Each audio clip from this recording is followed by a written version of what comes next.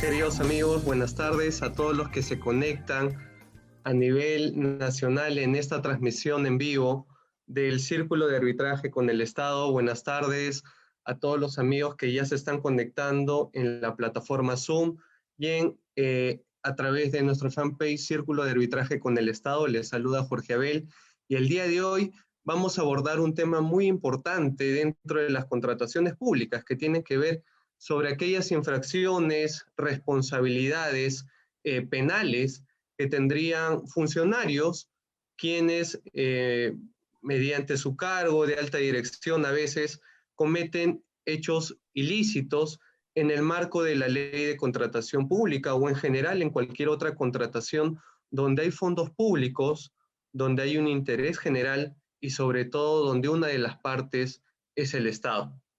Y sobre todo en una coyuntura donde actualmente afrontamos temas de corrupción, que uno ve la prensa y efectivamente hay contrataciones directas que están bajo la lupa, bajo sujetos a fiscalización de la Contraloría General de la República o en algunos casos del Ministerio Público, que han involucrado hasta inclusive a presidentes de la República.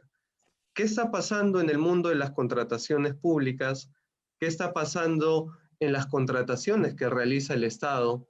Y sobre todo, el día de hoy vamos a conversar sobre algunas medidas que se pueden adoptar en la parte preventiva de la contratación pública y sobre todo en la parte del ámbito del derecho penal.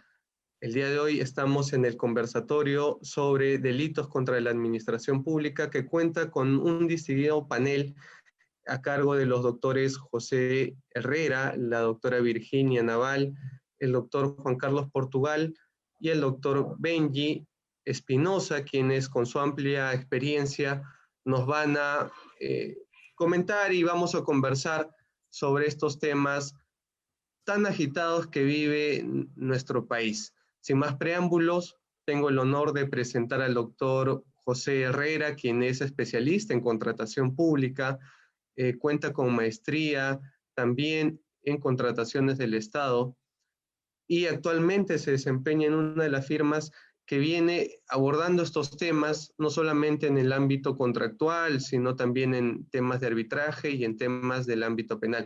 Doctor José Herrera, bienvenido. Y quisiera ya trasladarle una pregunta. ¿Cuál es su lectura sobre el panorama actual de las compras públicas en el marco de esta coyuntura del COVID-19? Hemos visto también las compras de las vacunas, algunas fiscalizaciones que ya están saliendo.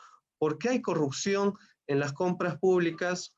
Y sobre todo, ¿cuál sería la lectura a la luz de estos hallazgos que viene haciendo la Contraloría General de la República o el Ministerio que involucran altos funcionarios de nuestro país? Doctor José, bienvenido y tiene usted el uso de la palabra.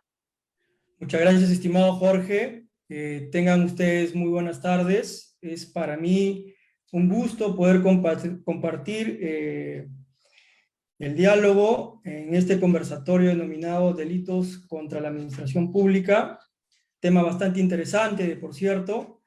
Y antes de poder iniciar el diálogo, expreso mi agradecimiento al Círculo de Arbitraje con el Estado, al CAE, por la invitación en esta presente exposición. Correcto. El tema que nos aborda en este momento está referido al panorama sobre los casos de corrupción en los procedimientos de contratación pública que las entidades de la administración pública vienen realizando, esto a la luz del marco de la COVID-19. Dicho de otra manera, ¿no? Vamos a hablar un tanto al respecto de, en razón de esta pandemia originada por la COVID-19 y al marco regulatorio creado por la pandemia generada por la COVID-19, cómo se vienen desempeñando los procedimientos de contratación pública, ¿no? A la luz de algunos casos de corrupción que venimos conociendo por los distintos medios. ¿De acuerdo?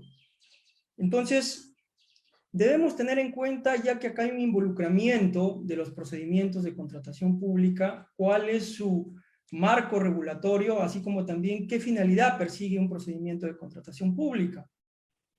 El artículo 2, inciso 14 de la Constitución Política del Perú, nos habla que es un derecho fundamental la libertad de contratación, siempre y cuando se realice con fines lícitos. Así también, el artículo 76 de la Carta Magna establece que la provisión o incorporación de un bien, un servicio o una obra en una entidad del Estado debe realizarse, en este caso, por licitación pública, como así lo indica la Constitución.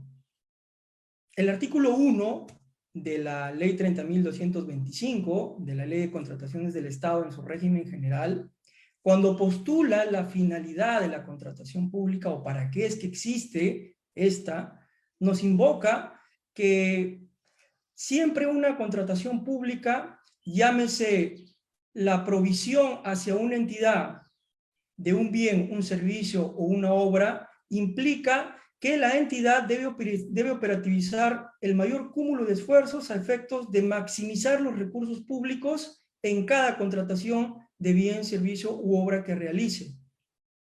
Siempre apuntando a que esta contratación se realice bajo estándares mejores de calidad, de precio y oportunidad. Siempre y cuando se cumpla con lo que se está manifestando, es que se daría como consecuencia un impacto en las condiciones de vida de los ciudadanos, esto es, la mejora en la calidad de vida de cada uno de nosotros como ciudadanos de este Estado peruano. Ahora, si bien es cierto, este marco de contratación pública nos da a entender que un procedimiento de contratación debe ser realizado bajo estándares también de competencia, de ahí que existen los procedimientos de selección que nosotros conocemos como licitación pública, concurso público, adjudicación simplificada. Hay una excepción a esta regla, a estos tipos de procedimientos de selección, por los cuales, ante coyunturas específicas, por excepción, una entidad podría contratar desapegada o alejada de este marco de competencia. Me estoy refiriendo estrictamente a las contrataciones directas, anteriormente conocidas como contrataciones exoneradas. Dentro de estas contrataciones directas, que como les estoy indicando, implica una contratación desapegada de un régimen de competencia y ceñida estrictamente a invitar a un determinado proveedor para que este proveedor provea un bien, un servicio o una obra, tenemos a la contratación directa bajo una situación de emergencia. Así lo regula el literal B del artículo 27 de la Ley de Contrataciones del Estado. Entonces, esta contratación directa por situación de emergencia, y siendo más específico, una de sus formas de cómo es que se produce una contratación directa por situación de emergencia, la contratación directa por situación de emergencia sanitaria es la que se ha venido impulsando en buena medida por las entidades de la Administración Pública del Estado peruano, por las casi 4.000 entidades con las que cuenta el Estado peruano, la Administración Pública del Estado peruano, durante el desarrollo de la pandemia desatada por la COVID-19, vigente en nuestro país en razón del Decreto Supremo 44.020 PCM desde el 16 de marzo del año pasado. Entonces, con ello, un procedimiento de contratación directa bajo una situación de emergencia regulada por la norma Ley de Contrataciones del Estado, implica que una entidad debe realizar acciones inmediatas para poder invitar a un proveedor determinado sin competencia y que este proveedor realice la prestación denominada un bien, un servicio o una obra en favor de los fines inmediatos y urgentes que tendría la entidad como necesarios para cumplir. Este tipo de contratación directa por situación de emergencia invoca necesariamente a que, ya que no hay un registro concomitante a las actuaciones que se van realizando, ya que estamos hablando de acciones inmediatas que realiza la entidad bajo esta causal de situación de emergencia, todos aquellos actos que se deban formalizar son regularizados por las entidades en un plazo determinado. De acuerdo a la norma y como está fijado en el reglamento de la Ley de Contrataciones del Estado, hablamos del artículo 100 del reglamento de la Ley de Contrataciones del Estado, debería ser 10 días hábiles, pero este plazo de regularización de todos los documentales de actuaciones preparatorias, así como también de perfeccionamiento de contrato, entre otros, ¿no? Se tienen como plazo de regularización en tiempo mayor, hasta 30 días hábiles en algunos casos.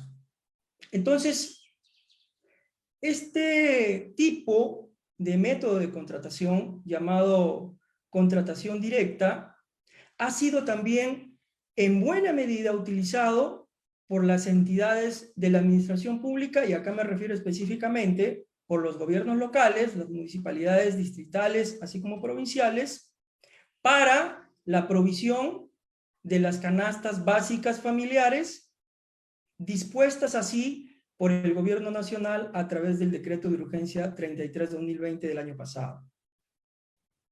A propósito de este tipo de prerrogativa vía contratación directa por situación de emergencia hacia las entidades para que puedan estas provisionar las canastas básicas familiares, a manera de ejemplo que les estoy consignando, ¿no? Hay un buen número de denuncias que se han venido realizando a nivel del Ministerio Público, lo cual vamos a comentar acto seguido también.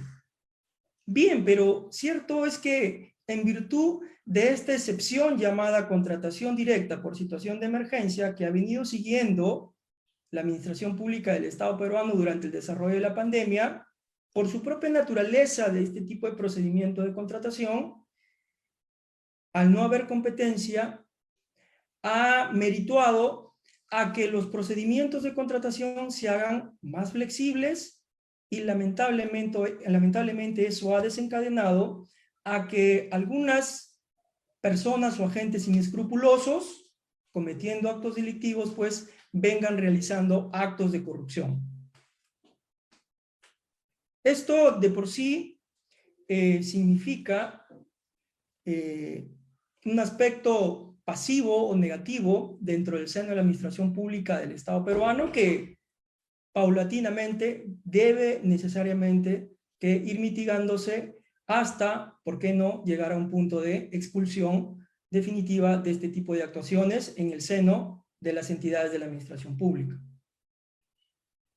El Portal Nacional de Datos Abiertos, perteneciente al Estado peruano, nos da el marco estadístico respecto de cuántas contrataciones directas por situación de emergencia vienen realizando las entidades de la administración pública del Estado peruano dentro del marco de la COVID-19. Ya les estoy diciendo, originada o iniciada con la declaratoria de estado de emergencia nacional el año pasado, del 16 de marzo del 2020. Nos dice el Portal Nacional de Datos Abiertos, con la data que le ha podido alimentar el OCE, que al día de hoy, 24 de marzo de 2021, existen 12.311 contrataciones directas por situación de emergencia que las entidades de la Administración Pública del Estado peruano han realizado. 12.311 contrataciones directas por situación de emergencia. Este número, este quantum de contrataciones directas por situación de emergencia, está reflejada a nivel económico en exactamente 6.012.913.710 soles. Más de 6.000 millones de soles que el erario nacional, el Estado, ha invertido en estas contrataciones directas por situación de emergencia. Desde el 16 de marzo del año pasado hasta el 24 de marzo del presente año. Entonces, fíjense, es un monto altísimo sobre el cual, lógicamente, todos nosotros, y dentro del plano en que nos encontremos, tenemos que ejercer vigilancia a los efectos de la eficiencia y la eficacia en la contratación pública, y que sobre todo esta contratación pública genere un impacto positivo, como bien dice el artículo 1 de la ley, en las condiciones de vida de cada uno de nosotros. ¿Qué tipo de objetos se han comprado con estos más de 6.000 millones de soles a propósito de la pandemia desatada por la COVID-19? Equipos de protección, equipos de aseo y limpieza, materiales y equipos médicos, servicios, medicamentos, alimentos como los derivados de la pasibilidad dada por el Gobierno Nacional a través del DU 33-2020 a los gobiernos locales, entre otro tipo de objetos contractuales. Entonces, este monto, más de 6.000 millones de soles, reflejados en 12.311 contrataciones, son los datos que nos dan a entender a nosotros que definitivamente un grupo de aquel número de procesos y monto asignado, desgraciadamente, están afectados por vicios o actos de corrupción, al menos en los actos de investigación que ya viene así disponiendo el Ministerio Público. ¿Y por qué manifestamos esto? Fíjense, al 31 de octubre del año pasado, a propósito del 20º aniversario de la Fiscalía Especializada en Delitos de Corrupción de Funcionarios, se presentó un balance de las Fiscalías Especializadas en Delitos de Corrupción de Funcionarios. Y en este balance presentado, se hizo la descripción de que a aquel tiempo, al 31 de octubre, existían 1.893 denuncias derivadas de supuestos actos de corrupción en razón de las contrataciones públicas que las entidades de la administración pública venían realizando o vienen realizando a consecuencia de la COVID-19. Contrataciones públicas por situación de emergencia. Ok, entonces, este dato es importante porque ello nos da a entender 1.893 denuncias, que a tiempo actual obviamente es un número mayor, nos da a entender de que este flagelo de la corrupción aún permanece enquistado en la administración pública y cada vez debemos ejercer los mayores controles dentro del espectro o posición en la que nos encontremos a los efectos de ir mitigando y erradicando este flagelo. Entonces, dentro de ese cúmulo o marco estadístico dado por la Fiscalía Especializada en Delitos de Corrupción de Funcionarios, nos dice aquel balance que dentro de los delitos mayormente denunciados se encuentran los de peculado, artículo 387 del Código Penal, colusión desleal, 384, en su figura simple como agravada, así como también negociación incompatible, 399 del Código Penal. Principales delitos involucrados en estas denuncias, repartidas estas denuncias, ¿no?, en las distintas etapas de un proceso penal. Investigación o indagación preliminar, preparatoria y hasta los actos posteriores, incluso etapa intermedia y juicio. Allí una alerta para cada uno de nosotros a poder entender qué tipo de incentivos o mecanismos podemos tener en cuenta a los efectos de mitigar y poco a poco ir expulsando este flagelo.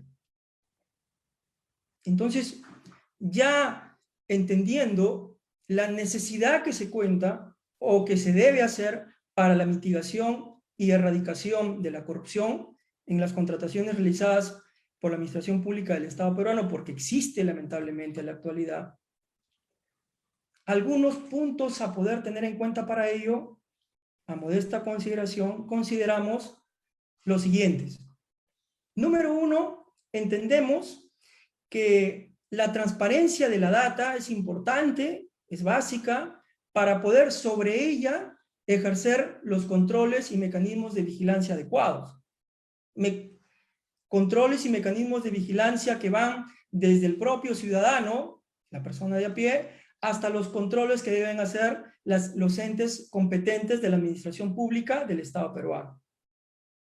Por ejemplo, aquella data reflejada por el Portal Nacional de Datos Abiertos debería, creemos conveniente, dar mejores luces a los efectos de cada vez más sea perfectible el conocimiento sobre en qué se está gastando el presupuesto asignado para las contrataciones de las entidades de la administración pública. Hablo estrictamente las contrataciones directas por situación de emergencia, que es obviamente sobre lo que estamos comentando.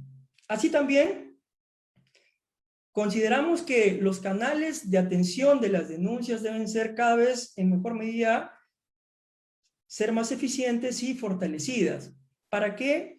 Para que los entes competentes en el plano administrativo, mencionando alguno de ellos, la Contraloría General de la República, o en el plano de quien es el titular del ejercicio público de la acción penal del Ministerio Público, cada vez sean más alimentadas con las denuncias correspondientes sobre algún acto presunto de corrupción y sobre ello pueda oportunamente realizarse la investigación atendible al caso.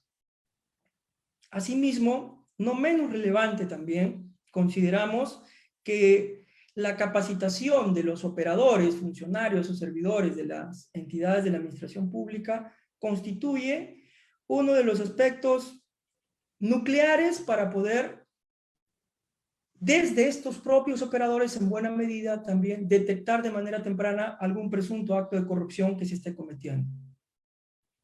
Es básica el debido adiestramiento, capacitación de los servidores de la administración pública del Estado peruano para que cada vez más cada uno de aquellas personas sepan, obviamente, hacer bien sus procedimientos, así como también sepan cuáles son las consecuencias que se pueden asumir ante algún acto ilícito, administrativo o de carácter incluso jurisdiccional penal que se pudiese estar cometiendo. De igual forma, la Contraloría General de la República también debe de ejercer cada vez más sus mecanismos de control adecuados a los efectos de poder cada vez más y de manera temprana ir estableciendo los controles que por propia función o rol o competencia les compete a ellos. Hablo de los controles concurrentes, orientaciones de oficio o visitas de control vía control simultáneo que la Contraloría tiene normada, pero entendemos debe haber siempre mayor fortalecimiento, mayor capacidad en cuanto a recursos humanos para que cada vez más estos controles se realicen de manera más eficiente. Y esto se manifiesta también teniendo en cuenta los actos de corrupción que no hace mucho atrás pues nos hemos enterado, ¿verdad? Hablo del famoso caso Vacuna Gate, que ha venido, inclusive ahora sigue en continuidad las investigaciones a cargo de los entes competentes y sobre los cuales pues nos podemos dar cuenta una vez más, lamentablemente, que más allá de que una denuncia tiene que ser investigada, tiene que seguir un debido proceso, de que se presume la imputabilidad hacia una persona, su inocencia hasta que no se le demuestre lo contrario, entre otras garantías de carácter constitucional, nos damos cuenta cada vez más que existe dentro de la administración pública corrupción. Y si tenemos en cuenta de manera más específica sobre el procedimiento de vacunación, hablo estrictamente en cuanto a lo que es la distribución y aplicación de las vacunas COVID-19, hace poco, el 12 de marzo del presente año, la Contraloría General de la República presentaba un informe dando cuenta de 300 informes de control derivados de control simultáneo, como el del concurrente, orientación de oficio y visita de control, sobre las cuales existirían irregularidades cometidas por las entidades de la administración pública en lo que significa la distribución y aplicación de las vacunas. Dense cuenta. Entonces, estos datos que se están comentando más allá de su descripción, implican para todos nosotros poder asumir nuestro papel, nuestro rol que compete dentro del estatus o posición en la que nos encontremos, para que adecuadamente y con el debido diligenciamiento de los mecanismos de control ciudadano podamos colaborar con la erradicación paulatina de la corrupción en la administración pública del Estado peruano. Hemos hablado un tanto respecto de cómo es que se vienen desarrollando los procedimientos de contratación pública, estrictamente los procedimientos de contratación pública directas por situación de emergencias, a propósito de la COVID-19, teniendo en cuenta los actos de corrupción. Eso es todo por el momento. Muchas gracias. Muchas gracias, doctor José. Y bueno, hay algunas preguntas que están relacionadas a lo que actualmente ofrecen los candidatos que aspiran al sillón presidencial. Hay candidatos que señalan que frente a temas de corrupción que todos conocemos, se debería modificar la ley de contrataciones. Inclusive, ya hay un grupo de trabajo que el día 30 de abril van a publicar un proyecto de reforma a la contratación pública. Uno de los pretextos es modifiquemos la ley porque hay temas de corrupción.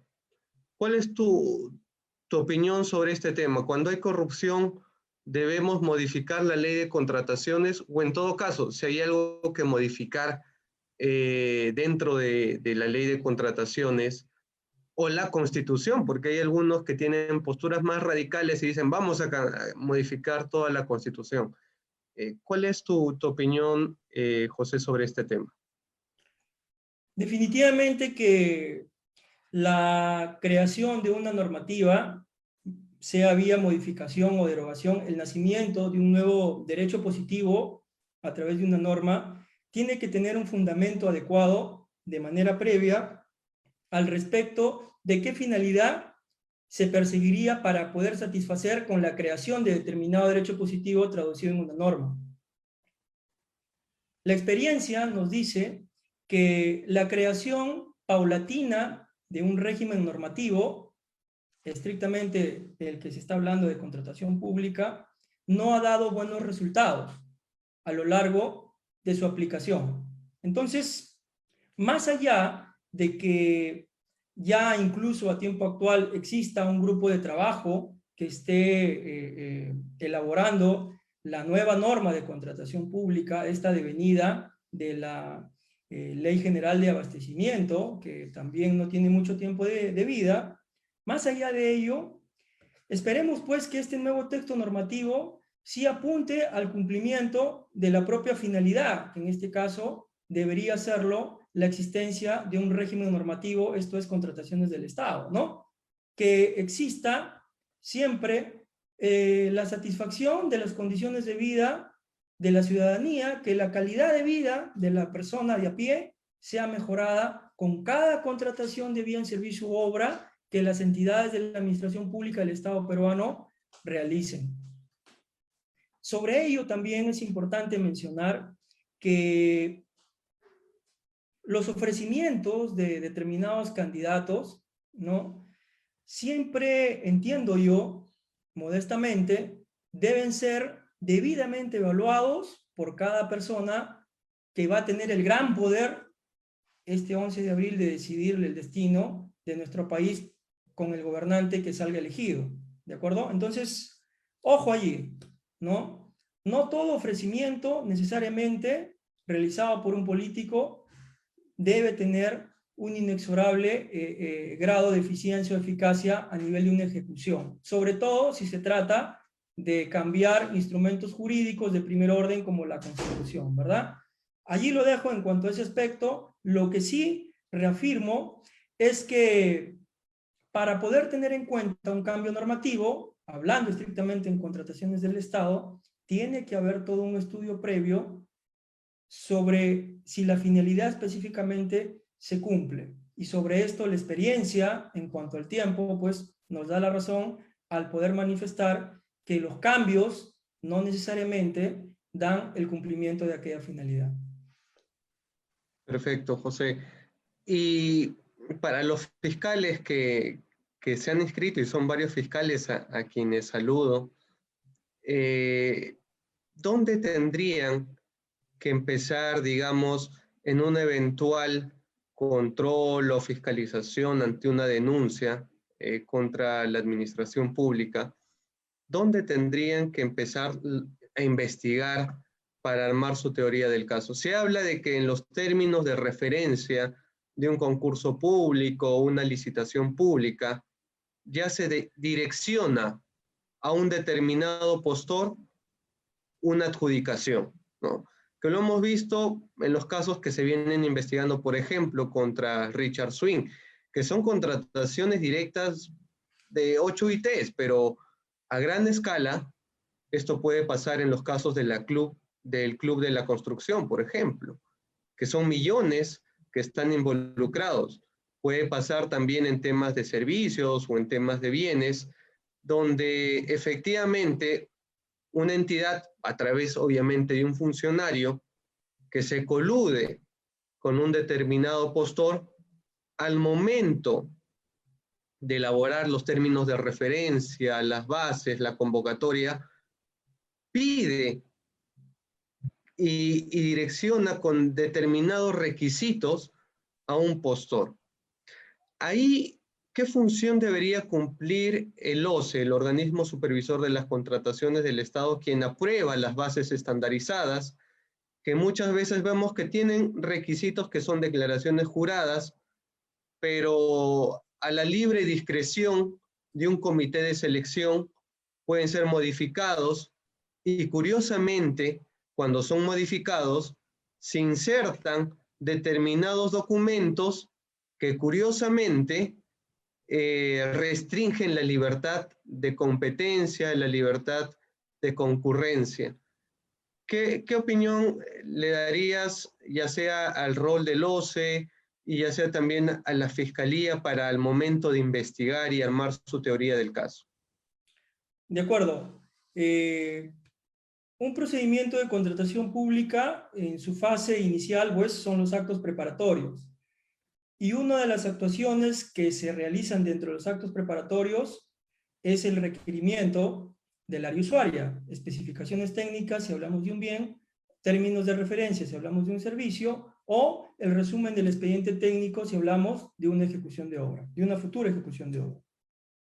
Es cierto que en algunas ocasiones, desde la elaboración del propio requerimiento, ya nacen o se realizan actos de corrupción. Entonces allí considero pertinente que cuando se encuentre en dicho estadio el acto de corrupción que se está cometiendo a través de la elaboración direccionada de un requerimiento, o si de la entidad debe ejercer un papel fundamental a los efectos de detectar si es que esto específicamente se está ejecutando y consumando.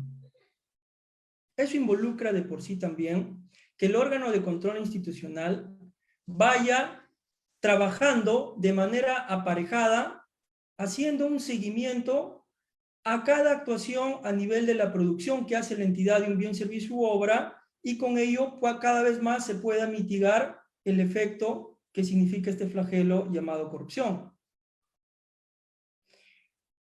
De igual forma, el OCE, como supervisor de las contrataciones del Estado peruano, así se llama, para empezar su nombre es así, tiene dentro de sus funciones, por ley, la capacidad para poder supervisar las acciones que hacen las entidades, ¿verdad? Entonces, consideramos también que el organismo supervisor de las contrataciones del Estado tendría que realizar lo que son de sus competencias, esto es, supervisar en buena medida los procedimientos de selección, más aún si se tiene en cuenta si existe algún procedimiento de contratación pública que está en discusión de su transparencia a través de mecanismos de denuncia que pudiesen presentar personajes de la propia entidad o terceros. Entonces, allí hay tareas pendientes que tiene que realizar el órgano de control perteneciente a CGR en la entidad, así como también el OCE.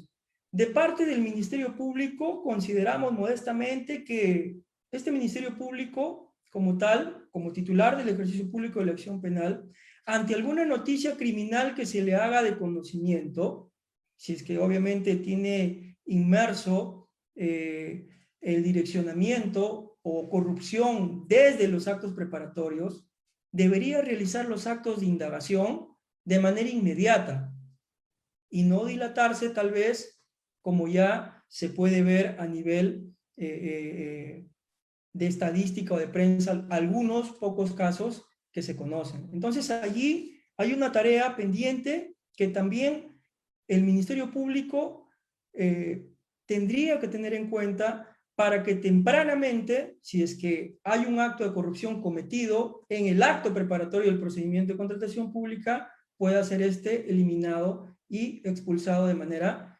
temprana y con eso evitar que se adjudique una buena pro a un proveedor que ha sido favorecido indebidamente y lo que es peor, que ejecute la prestación y que la entidad se perjudique económicamente pagándole.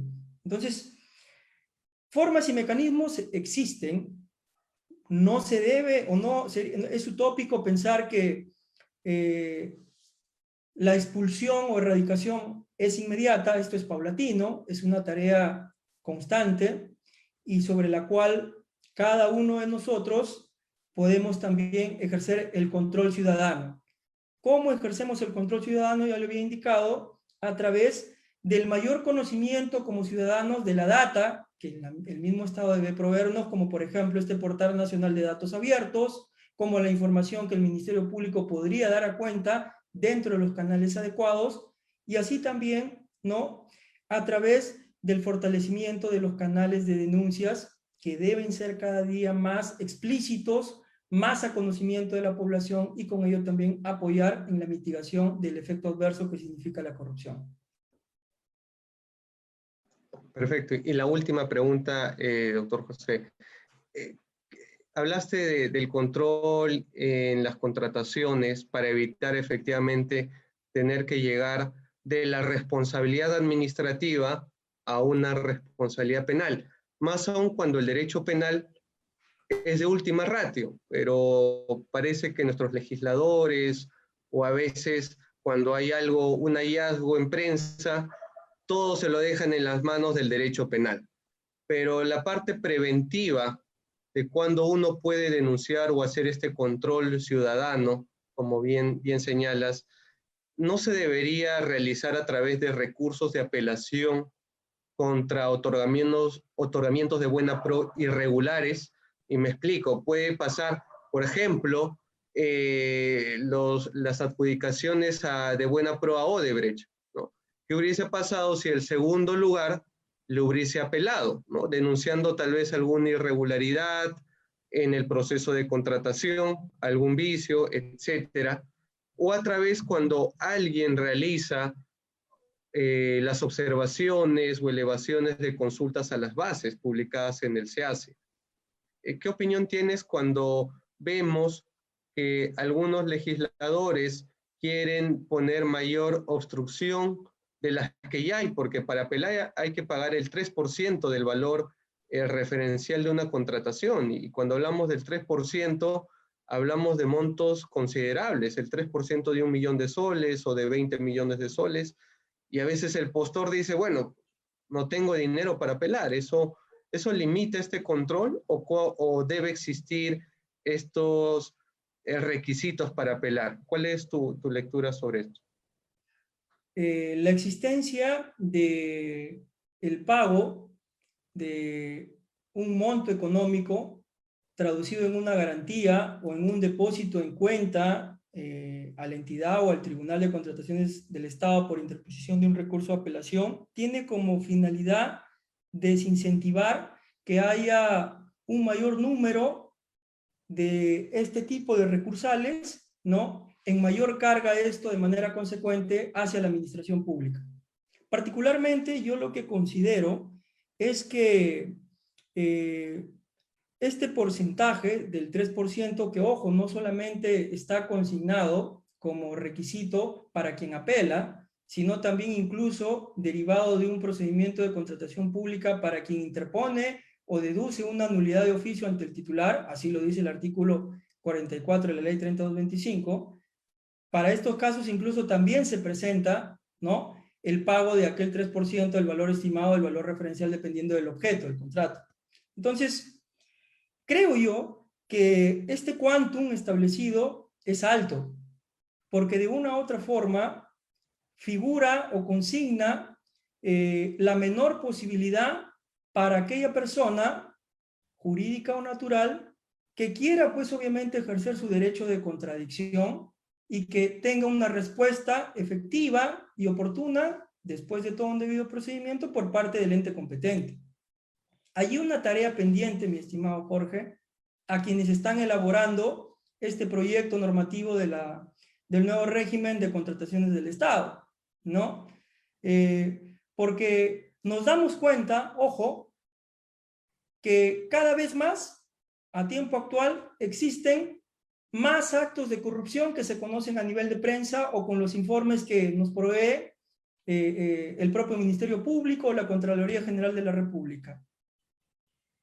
Y cada vez hay menos posibilidad por parte de quien fue postor o por parte de algún otro tercero de poder ejercer válidamente su derecho de contradicción, que finalmente está dentro del derecho de petición como garantía constitucional así regulada por nuestra Carta Magna. Entonces, viéndolo desde ese punto de vista, considero yo que debería ser en menor monto aquel requisito, ¿no?, de poder pagar para poder ejercer un derecho de contradicción. Una tarea pendiente que quienes están verificando el proyecto normativo pues tendrán que valorar para que se pueda dar mayor realce, para que se pueda traducir en grado eficiente como bien lo que estoy manifestando, ¿no?, la implementación cada vez más desapegada de las líneas o ámbitos de corrupción de los contratos públicos que realiza la administración pública. Perfecto, José. Yo regreso contigo en algunos minutos. Voy a continuar con el programa y tengo el gusto de presentar a la doctora Virginia Naval, quien es especialista en Derecho Penal, es asociada del Estudio Caro, y el día de hoy nos va a abordar un tema que es crucial, creo yo, en el derecho penal, porque esto es novedoso y cómo se viene regulando a la persona jurídica en el proceso penal en el marco de los delitos de corrupción de funcionarios. Virginia, bienvenida y tienes el uso de la palabra. Hola, muy buenas noches. ¿Cómo están? Quiero agradecer primero al Círculo de Arbitraje con el Estado y a ti en especial, Jorge, por esta invitación que me da la oportunidad de hablar sobre temas tan trascendentales y sobre todo que se vienen discutiendo, en específico en materia penal y relacionado también con el tema de contrataciones del Estado, delitos de corrupción, que es un poco, entiendo, también la finalidad de este Círculo de Arbitraje con el Estado. Quisiera hacer algunas referencias primero a cómo se ha tratado el tema de la incorporación de la persona jurídica a la investigación o al proceso penal, como se llama, como lo han determinado la doctrina y también algunos acuerdos de la Corte Suprema de Justicia de la República. Y también, aparte de este tratamiento, presentar una problemática que se viene viviendo a la luz del sistema anticorrupción, ¿no? Los famosos casos anticorrupción que vemos todo el tiempo y que forman parte, bueno, del acontecer diario. Entonces, sabemos que en un primer momento existía o preexistía el principio de societas delinquere non postes. Quiere decir que la persona jurídica o un ente colectivo no podía responder en ninguna circunstancia por la comisión de un delito, un hecho delictivo, un hecho criminal. El sistema jurídico estaba estructurado para sancionar a personas naturales, personas físicas. a ningún ente colectivo. Este papel solamente se le podía atribuir responsabilidad civil, es decir, se le podía atribuir la responsabilidad por los daños civiles ocasionados como consecuencia de un delito cometido por una persona física, por ejemplo, por ser dependiente, por ser un trabajador, de una manera más específica, de la persona jurídica. Sin embargo, en el tiempo esto ha venido flexibilizándose, ¿no? Tal es así que tenemos la regulación o la interpretación del artículo 105 del Código Penal, el tratamiento de la incorporación de la persona jurídica en el Código Procesal Penal, los artículos 90 en adelante, y desde el 2018 está vigente la ley 30.424, que es la ley denominada de responsabilidad administrativa de la persona jurídica, pero que creo yo existe un consenso a nivel de los penalistas que en realidad esta es una suerte de fraude de etiqueta, porque lo que se viene regulando, lo que se viene aplicando es una efectiva responsabilidad penal. ¿Por qué? Porque se establecen sanciones especiales de algún modo a la persona jurídica, porque se establece un procedimiento ante un juez penal, no un juez administrativo, ni un juez civil, ni un juez de extinción de dominio, no, un juez penal, y se han reconocido todas las garantías, ¿no? Además de que se establece una suerte de responsabilidad autónoma de la persona jurídica.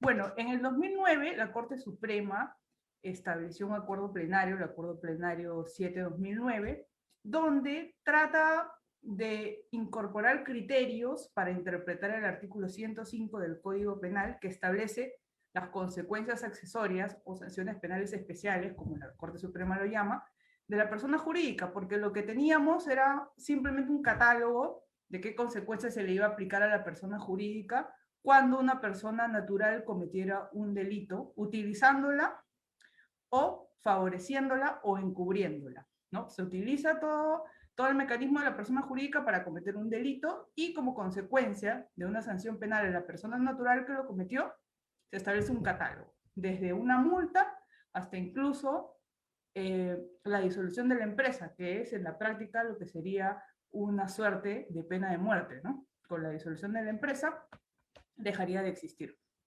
Como no habían criterios, trata de esbozar un poco qué se debe entender por, o cómo se deben interpretar estos criterios de las consecuencias accesorias. Sin embargo, no había una regulación todavía. Hablaba la Corte Suprema de que el juez debería ser racional, de que se debía aplicar el principio de proporcionalidad y prohibición del exceso, ¿no? No solamente centrarse en los términos cuantitativos de qué tipo de sanción, sino el grado de intervención de la persona jurídica, ¿no? Cuanto menos hubiera sido el grado, incluso se la podría eximir de la aplicación de esta consecuencia accesoria. Pero aunque lo haya dicho la Corte Suprema, todavía existía un vacío. Entonces, en el año 2013 se promulgó la ley 30.077, que es la ley contra el crimen organizado, y añade el artículo 105A del Código Penal, donde establece una suerte de criterios para que el juez pueda interpretar al momento de imponer la consecuencia accesoria el grado de atribución, de alguna manera, ¿no?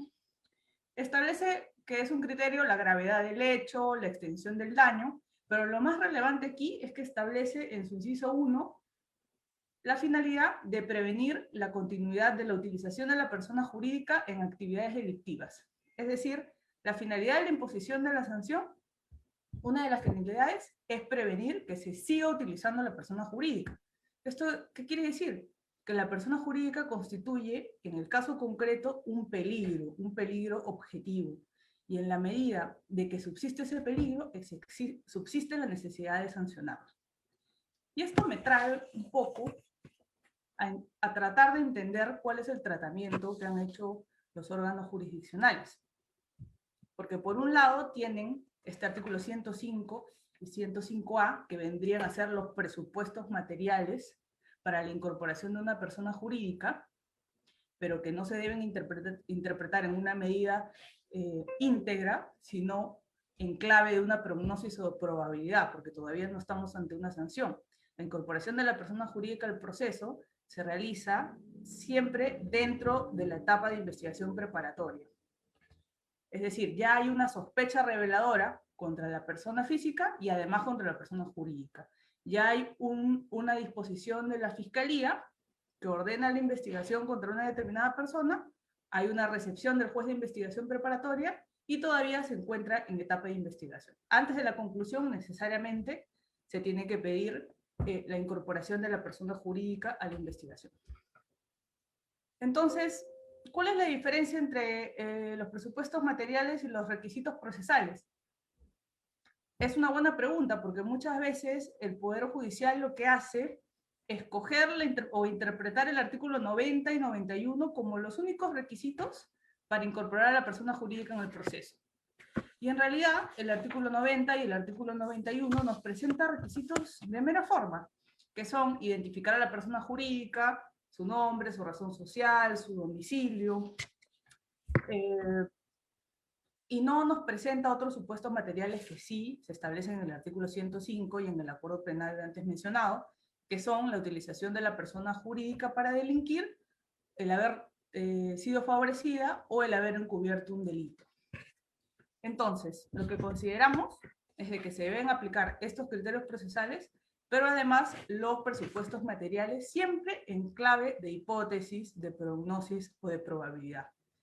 Por ejemplo, esto me permite hacer referencia al tema de la peligrosidad objetiva. Hay mucho debate a nivel nacional, y lo podemos ver quizás en las múltiples audiencias que hay, en si la peligrosidad objetiva de la persona jurídica es un criterio para incorporar a la persona jurídica en una investigación. No hay duda que la peligrosidad objetiva sí es un criterio para sancionar a la persona jurídica o ente colectivo. Pero la pregunta es, ¿para incorporarla en preparatoria también? Bueno, lo que yo considero es que necesariamente sí. ¿Por qué? Porque el artículo 105 nos pide un deber de prevención de la continuación de la utilización de la persona jurídica. Es decir, yo tengo en el momento de la incorporación de la persona jurídica que pensar o que presumir que de alguna manera esta persona jurídica va a seguir siendo utilizada para la comisión de los delitos. Entonces, quería presentar también cuáles son los problemas que encontramos en la práctica. En la práctica, lo que sucede en los casos de corrupción de funcionarios es que el Ministerio Público presenta su pretensión, presenta su pedido escrito, es notificado a la defensa de la persona jurídica, formula su posición, y en realidad lo que presenta en su requerimiento de incorporación no es otra cosa que una mera transcripción de la disposición de formalización de investigación preparatoria. Es decir, presenta los mismos cargos que se le atribuyen a la persona natural que sería de alguna manera vinculada, muchas veces trabajador o que tenga un cargo determinado en la persona jurídica, pero no establece ninguna cadena de atribución, no establece ninguna conexión de por qué la persona jurídica también es responsable de alguna manera directa o indirecta de este delito, o cómo, de qué manera se ha visto utilizado. Y es así que el sistema anticorrupción presenta fallos que no se condicen porque algunos jueces consideran erradamente, evidentemente, que basta con la precisión o la remisión a la imputación de la persona natural, pero esto no es correcto. Se debe probar la cadena de atribución, cómo ha sido considerada o cómo ha participado la persona jurídica en el delito, porque en todo caso no habría existido ni se habría regulado un procedimiento específico para que esto pueda se lleve a cabo en una etapa escrita y posteriormente en una audiencia. Y esto tiene mucho que ver con el derecho que se le reconoce a la persona jurídica, los derechos procesales. El Código Procesal Penal establece que a la persona jurídica le asisten los mismos derechos que el imputado, es decir, tiene derecho a la defensa, tiene derecho a la no autoincriminación y sobre todo tiene el derecho a la imputación necesaria. Y si tiene el derecho a la imputación necesaria, necesariamente se tiene que proponer los cargos específicos y la cadena de atribución que vincula a la persona jurídica con el delito. Otro de los problemas que también vemos en la práctica es que no postulan la peligrosidad objetiva que podría tener la persona jurídica. ¿De qué manera esta persona jurídica es tan peligrosa que requiero que se encuentre dentro de un proceso penal, que se le pueda imponer una medida cautelar, por ejemplo, para que deje de delinquir. Y porque hay una prognosis de que va a haber una sanción contra la persona jurídica. No lo postulan. Simplemente establecen una relación de dependencia entre la persona física y la persona, entre la persona natural y la persona jurídica. Y otro tema muy importante también, y que yo no he visto que se venga debatiendo tanto, es la diferencia con la incorporación de la persona jurídica al proceso, pero en calidad de tercero civil. He visto casos muy lamentables en los cuales en automático el Ministerio Público requiere la incorporación de la persona jurídica como parte pasiva, es decir, para efectos de las consecuencias accesorias, estas sanciones especiales, y a la vez como sujeto pasible de una reparación civil, como tercero civilmente responsable, cuando en realidad el fundamento es totalmente distinto. En el primero de los casos hay una participación, una utilización o un favorecimiento ilícito a nivel que se puede desarrollar a través de una cadena de atribución, y en el segundo caso hay una simple relación de dependencia. La persona natural que trabajaba en una determinada empresa cometió un delito y la persona jurídica debe responder civilmente por las consecuencias, pero es algo netamente civil que nada tiene que ver con el primer supuesto. Por tanto, son situaciones o son fundamentos que se contraponen, es lo que yo quiero decir. Si es que ha participado en el delito, es la parte pasiva o la parte imputada. Y si no, va a responder por los efectos civiles únicamente. Entonces, no puede ser las dos cosas a la vez. Por otro lado, otro de los temas que se discute es la necesidad o no de probar que la existencia de un programa de cumplimiento. Pues bien, la existencia de un programa de cumplimiento en realidad no me va a demostrar que la persona jurídica no es peligrosa de por sí, porque la existencia de un programa de cumplimiento, todos hemos visto en los sonados casos, por ejemplo el caso Odebrecht, que tenía un gran programa de cumplimiento, oficiales de cumplimiento corporativos, códigos de ética, códigos de conducta, todos los controles, un sistema de denuncias impecable, pero que igual tenía una contabilidad paralela y una caja paralela para, todos sabemos, realizar pagos ilícitos. Entonces, eso no me va a determinar la peligrosidad objetiva o no. Lo que sí puede determinar, y lo establece la ley 30.424, que es la ley de responsabilidad administrativa de la persona jurídica, que está vigente desde el 2018 y es otra forma de ingresar a la persona jurídica en la investigación, pero solamente por ciertos delitos que son colusión, negociación incompatible, tráfico de influencias, lavado de activos. En esos casos, el tener o contar con un programa de cumplimiento me va a servir para, en un primer momento, atenuar la responsabilidad penal, dependiendo del momento en que se haya implementado o implantado este programa de cumplimiento, o me va a servir para eximir de responsabilidad administrativa, entre comillas, de la persona jurídica. Pero ese es un debate que corresponde a la ley 30.424 y no a los actuales casos que se vienen debatiendo a la luz únicamente del artículo 105 del Código Penal. Bueno, esos son un poco los problemas que yo quería dejar aquí abiertos quizá a debate, a preguntas, etc. Así que quedo muy atento a lo que me puedan comentar. Muchas gracias, Virginia.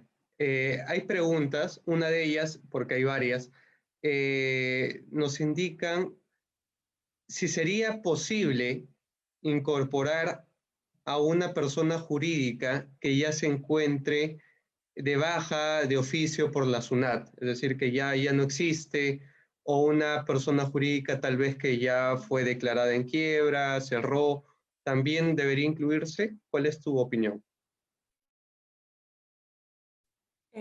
Muchas gracias por la pregunta, Jorge. Es un tema muy interesante porque forma parte de la problemática diaria y también voy a referirme a dos puntos adicionales.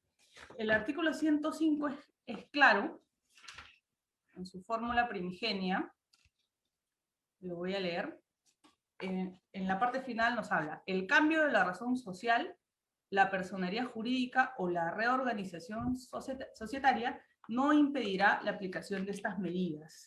Es decir, no importa si la persona jurídica cambió de razón social, cambió de actividad, se extinguió, fue declarada en quiebra, no tiene ninguna relación. La persona jurídica se puede ingresar independientemente de que haya dejado de existir. Se le pueden aplicar las consecuencias accesorias.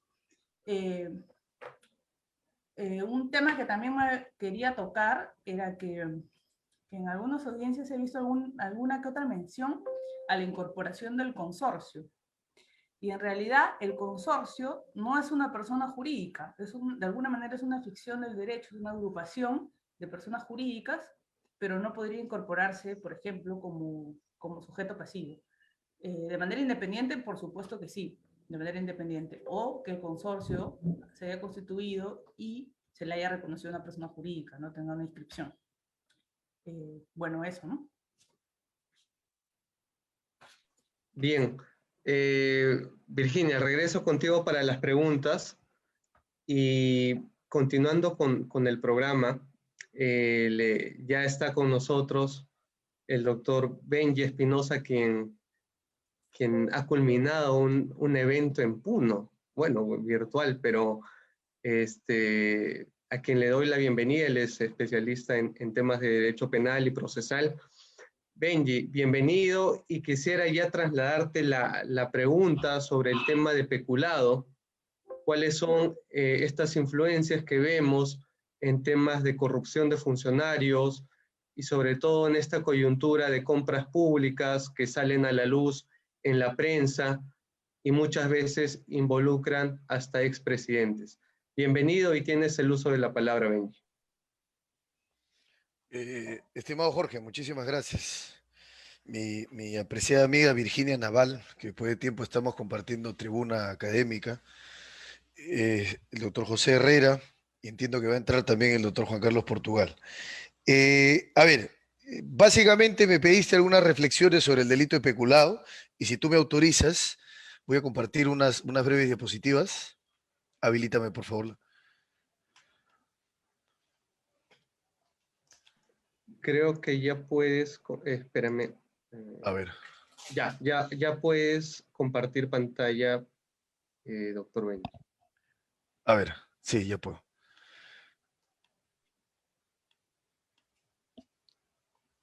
A ver,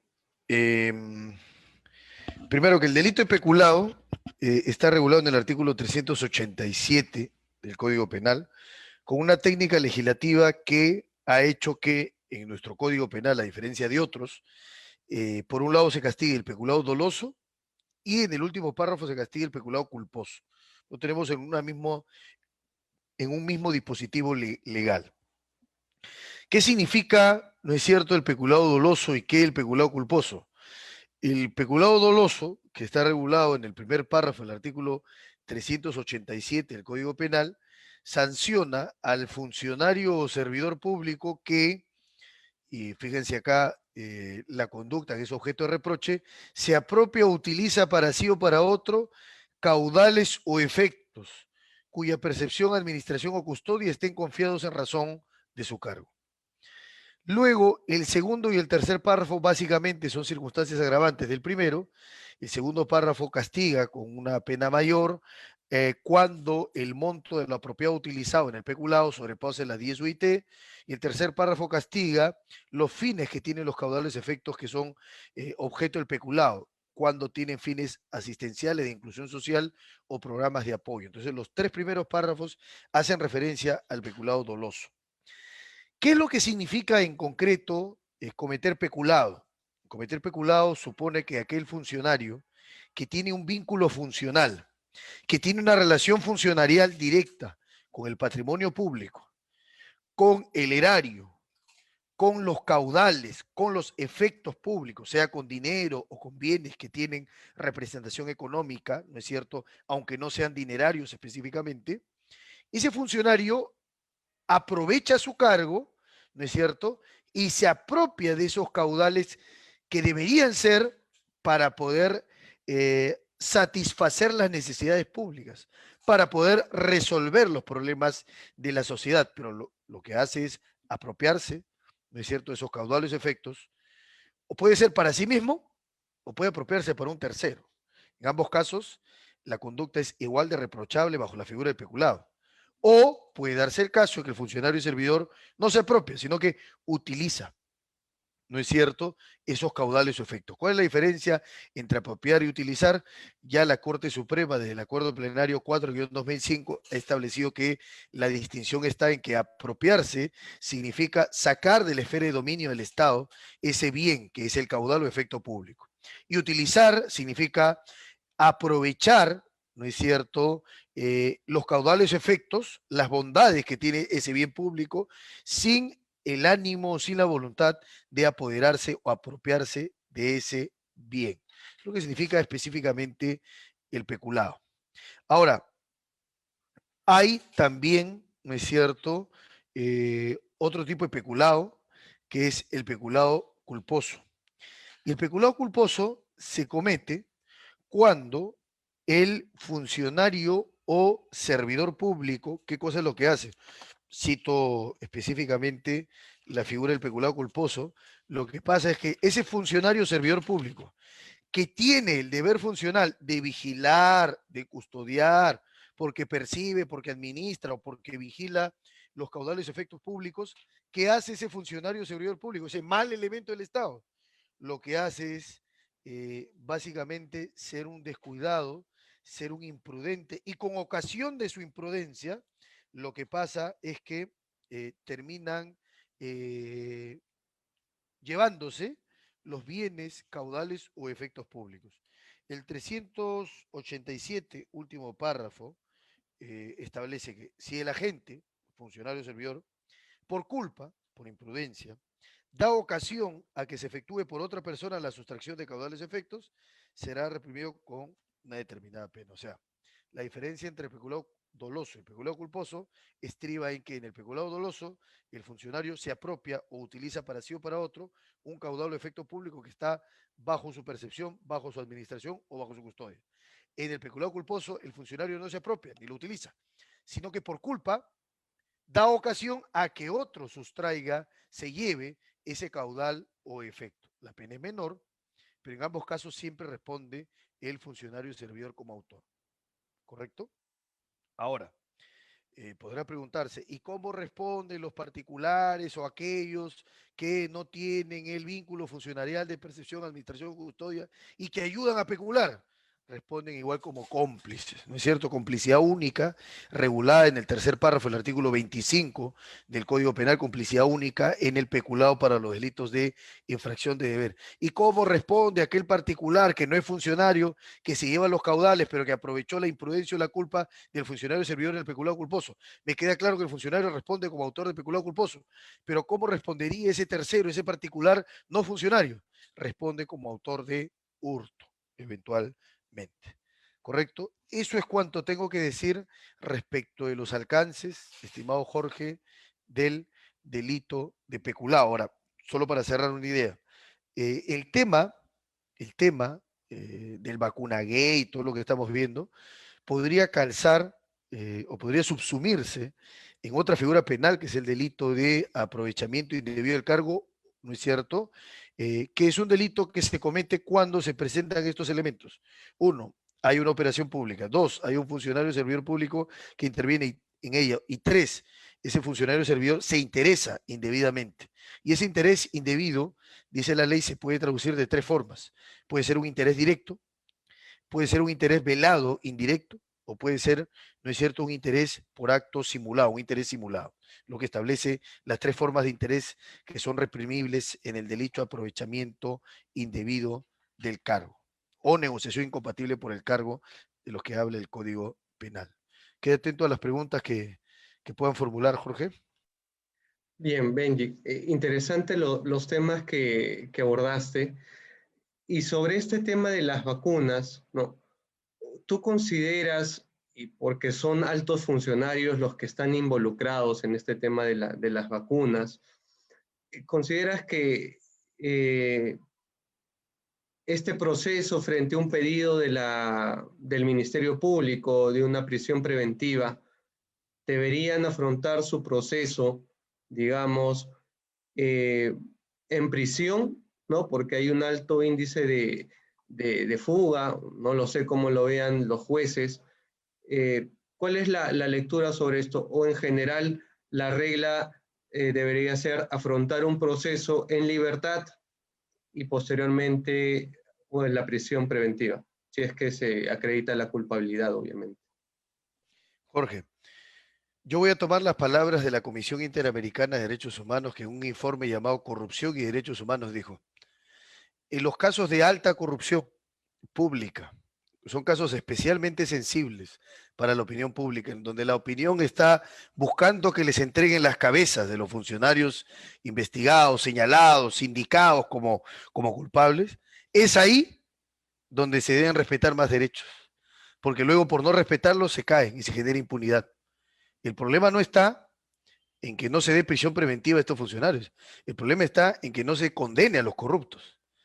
Entonces, lo que hay que centrar esfuerzos es, en, uno, que prevalezca la libertad, salvo que haya un caso excepcional que se compruebe a nivel de sospecha grave, que es lo que ha exigido nuestra jurisprudencia de la Corte Suprema, sospecha grave del delito, de la responsabilidad, pero además sospecha grave del peligro de fuga o perturbación. Si no lo hay, por más que nos parezcan malos, sean antipáticos, les digan lagarto, lo que sea, ese funcionario servidor debe afrontar en libertad, porque su derecho a afrontar en libertad el proceso penal, ¿correcto? Porque de otra manera, los excesos o las violaciones a los derechos o los atropellos pueden ser utilizados o capitalizados por sus defensores y pueden traerse abajo todo el proceso y finalmente impedir que haya una condena. Finalmente los fiscales no ganan por tener un récord de prisiones preventivas o porque los jueces siempre le dan prisión preventiva, ganan con condenas. El fiscal que tiene un mayor historial de condenas es el fiscal exitoso. El fiscal que logra prisiones, pero que no termina acusando, o que acusa y no logra condenas, es un fiscal que fracasa, que simplemente hace un juego de pirotecnia para las galeras. Entonces, ¿cuál es tu lectura? Y ya lo hemos escuchado también, pero si la puedes compartir acá, sobre este pronunciamiento de la magistrada sobre el caso del expresidente Vizcarra, que efectivamente todos, cuando uno leía el veredicto que iba a dar, se configuraba, pues, ¿no? El tema de, había una potencial índice en este tema del delito, la configuración del delito, pero no se cumplían los otros requisitos para dictar la prisión preventiva. ¿Tú estás de acuerdo con este resultado que ya emitió la magistrada? O, digamos, se debió dictar prisión preventiva. Sí, yo estoy de acuerdo con la resolución de la jueza. Primero porque la jueza ha dicho que el cerco está casi cerrado contra Vizcarra, que Vizcarra es casi culpable, que hay casi certeza, que hay sospecha grave, que no es poca cosa. Ojo, la Fiscalía tiene un caso robusto. La jueza así lo ha aprobado. Dos, ha dicho también que no basta que los fiscales tengan casos fuertes contra una persona, si es que no se compruebe el peligrosismo procesal a nivel de sospecha vehemente. Y la jueza ha dicho que no se cumple con eso, que hay un estándar de sospecha, pero que esa sospecha de peligro procesal puede ser inocuizada, puede ser conjurada a través de una medida como las grandes restricciones a la comparecencia que se ha fijado. Puede que, repito, puede que Vizcarra nos caiga mal, puede que sea un sujeto indiciable, puede que digamos lo que sea sobre Vizcarra, pero el asunto no es Vizcarra, el asunto es cómo aplican la ley los jueces. Y esta magistrada es una magistrada correcta, porque teniendo todo listo para meter presión y para ser la jueza más popular del Perú, para ser probablemente la segunda Carguancho, decidió hacer lo correcto y lo justo. Y por eso es una jueza valerosa. Y no solo lo ha hecho acá, lo ha hecho en otros casos más también. Hablo de la doctora María de los Ángeles Álvarez Camacho.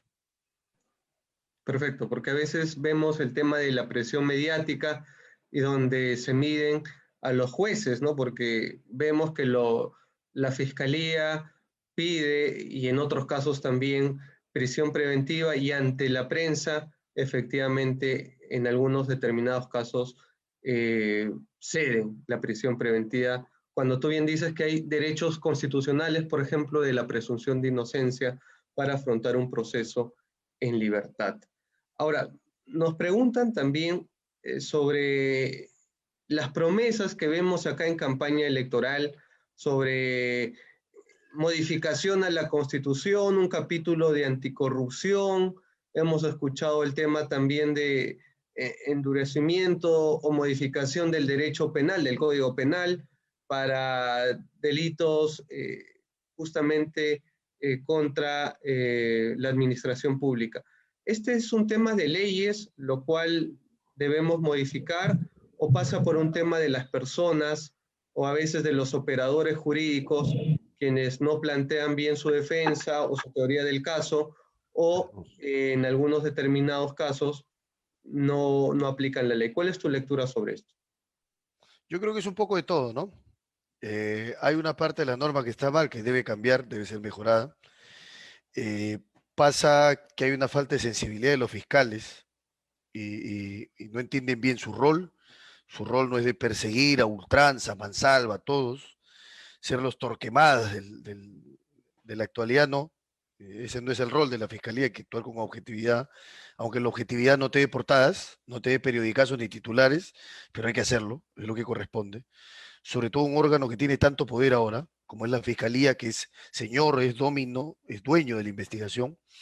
Eh, y por supuesto pasa con muchos jueces que se terminan convirtiendo en meses parte de la fiscalía, en abogados que no brindan defensa eficaz. Entonces, todos tenemos un parte de culpa en este sistema. Como decía Binder, Zaffaroni también, este sistema de justicia penal solo mejorará el día en que se entienda que hay que buscar un equilibrio entre la eficiencia en la persecución, pero el respeto también a los derechos.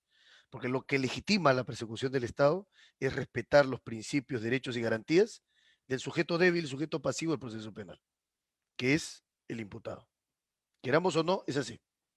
Si en el derecho laboral el sujeto pasivo, el débil, es el trabajador, en el derecho penal es el imputado. Perfecto. Entiendo, doctor Benji, que tiene unos compromisos y quisiera que nos des unas reflexiones finales sobre el tema sobre delitos contra la administración pública para concluir tu exposición. Muchas gracias, Jorge. Primero te agradezco de volver a estar contigo. Son varias veces ya que compartimos tribunas en el círculo, que llevas adelante con mucha solvencia, que te va muy bien y eso a mí me alegra sobremanera. Segundo, que pueda compartir tribuna con Virginia, con Juan Carlos, con el doctor José. Entiendo que Juan Carlos me va a suceder, así que van a tener una buena ponencia de parte de él, que además Juan Carlos está estrenando un peinado, ¿no?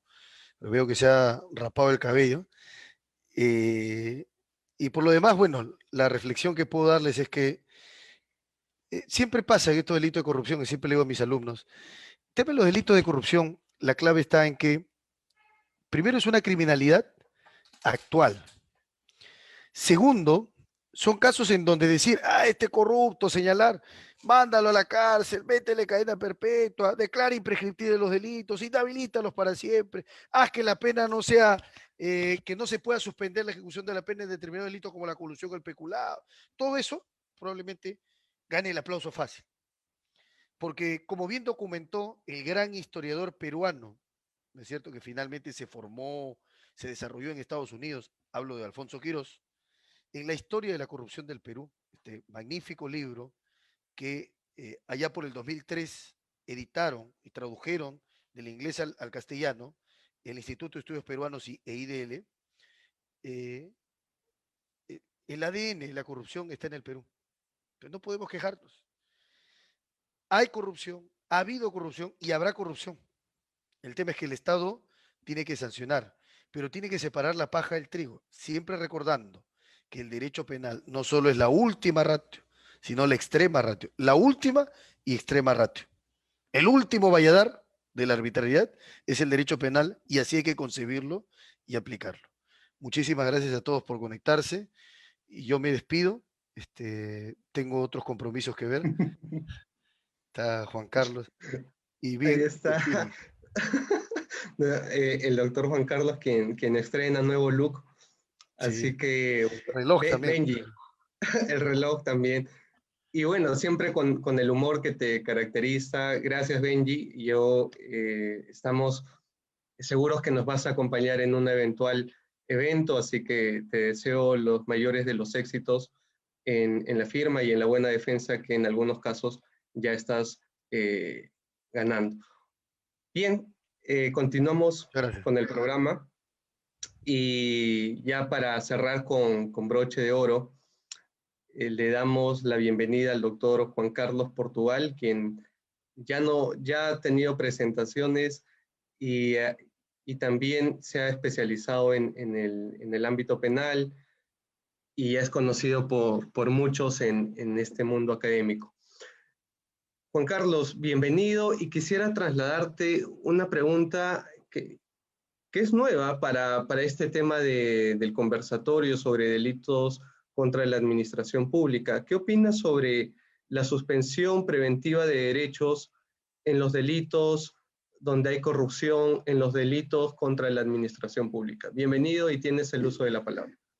Muchas gracias, Jorge, mi gran amigo, mi socio, porque aunque ya no estemos juntos en el mismo estudio, lo será siempre para mi corazón, mi querido amigo. Hemos batallado muchas titánicas y grandes casos.